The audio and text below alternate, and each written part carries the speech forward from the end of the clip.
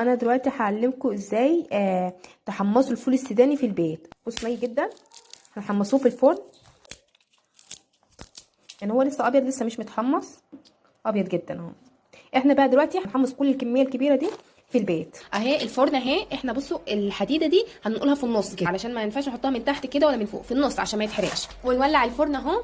حطينا الفول السوداني هنحطه فيه دلوقتي. بصوا هنرصه كده.